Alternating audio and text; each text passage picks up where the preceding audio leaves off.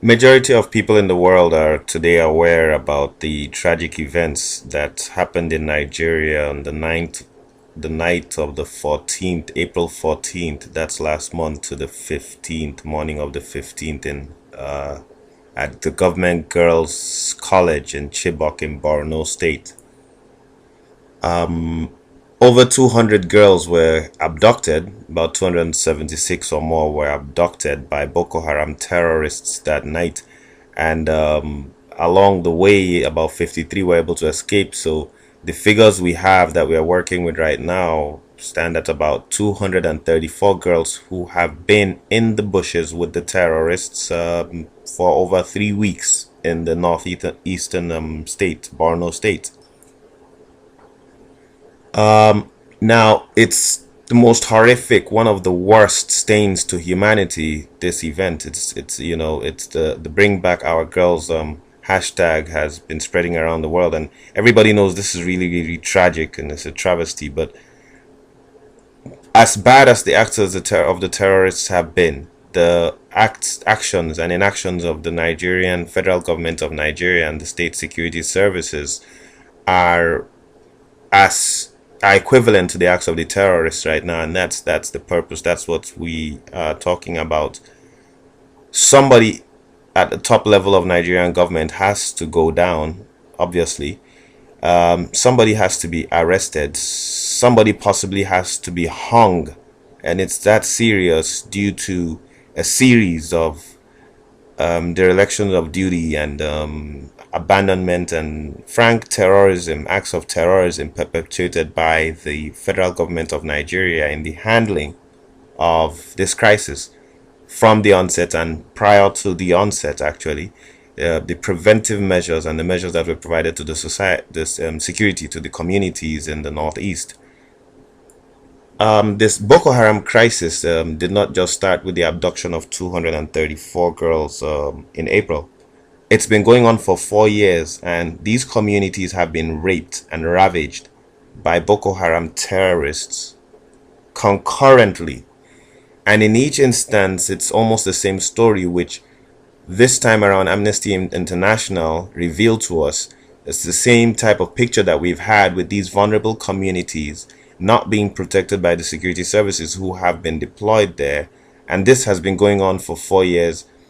And the abduction of these girls is just another case in the same sequence of events where the Nigerian Security Department is not able to communicate to get the people to escape and is not able to provide a response and has not thought about giving the people any alternative to this. So basically, the people are sitting ducks waiting to be slaughtered and have to have their children abducted by Boko Haram terrorists each and every time without anything in place.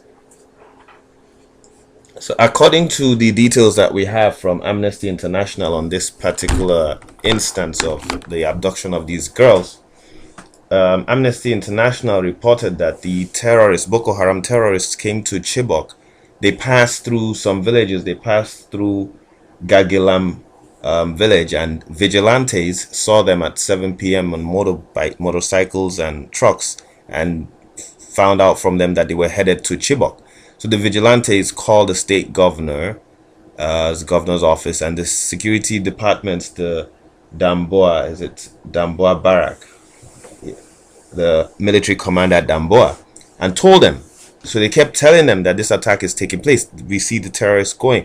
And this, according to Amnesty International, started, they confirmed this from multiple sources, and this started from 7 p.m. on the night of April 14th till 11:40 when the terrorists got to Chibok. And within that whole 4 to 5 hours, the Nigerian Security Department, who were adequately informed, could not do one of several things. They could not communicate with the people of Chibok and tell them to scamper into the bushes, that terrorists are coming towards them, to give them a warning to run away, alarm to Chibok, so everybody runs into the bushes, which is what most people in the communities in the north right now, at night, they don't sleep at home for fear of terrorists, they sleep in the bushes. They could not give them warning. If there was no power, if there was no working phone in Chibok, in the school, if there was no phone, The reason why we don't have such things, or the reason why such is even possible, is a crime enough.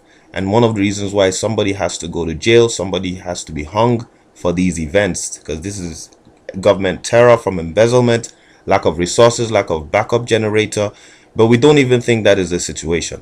Definitely they could have gotten through to someone's cell phone, but now we are talking of carelessness. We are talking of recklessness and carelessness, that the people of Chibok were not properly advised to scamper for their lives, that there was impending danger.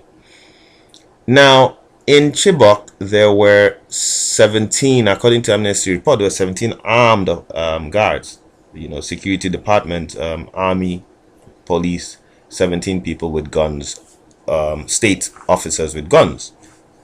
The civilian vigilantes who had seen these terrorists approaching, these people are on the ground.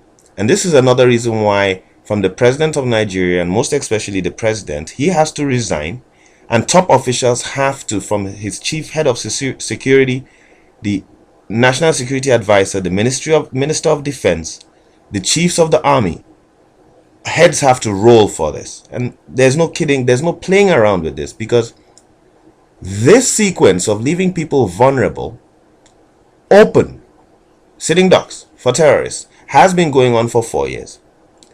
The vigilantes are available on the ground. It took the army, according to them, for 5 hours. They could not get there. They should by this time have trained civilians, given them arms. Actually, the Joint Task Force seized the weapons of the civilians when they went to allegedly protect these areas. They took the weapons on the directive of the Nigerian federal government. So they took weapons. The civilians used to have shotguns and all kinds of rifles that they used to use to fight and protect themselves. They took these guns from them. Each time they search people or they go to their houses, if they find a weapon, you're in trouble. So they seized all these weapons. Now they left these people open, and you cannot assure these people of a response in 6 hours.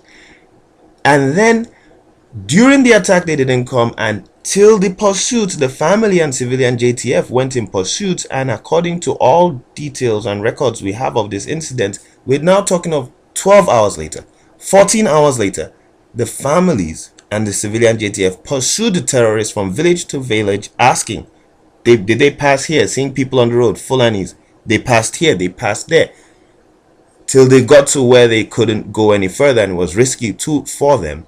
We're talking about like 18 hours after the event, and the army was still not there to provide any type of response. Thirdly,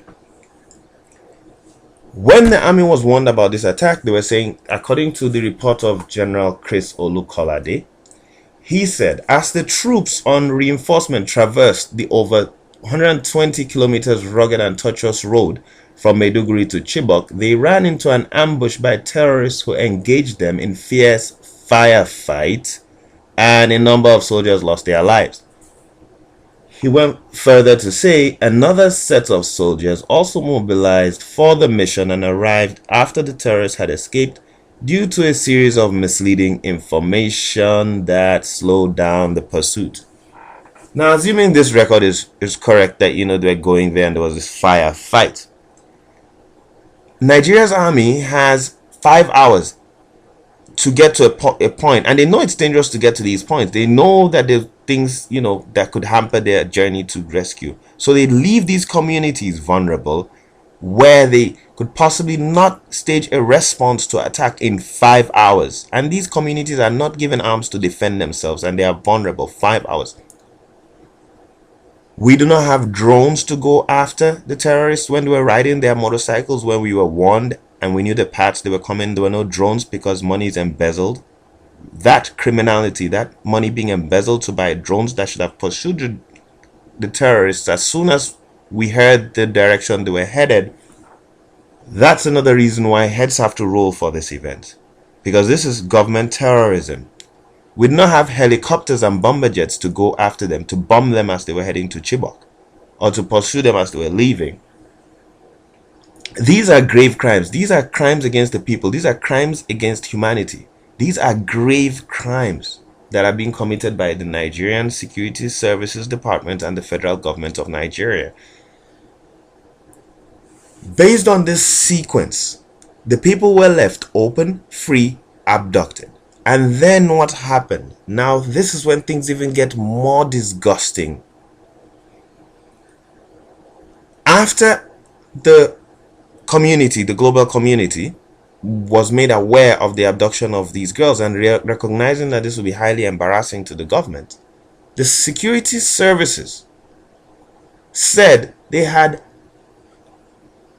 rescued all but 8 of the girls, making sure they kept it under as a single digit. 8, little number. To try, they further jeopardized the lives of these girls.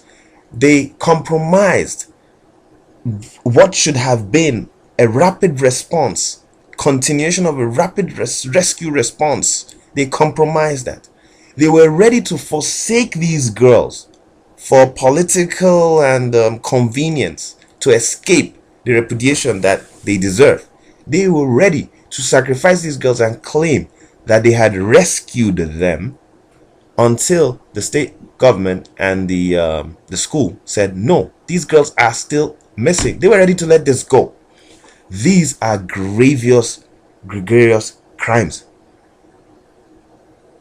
Nigeria's president, it's a shame.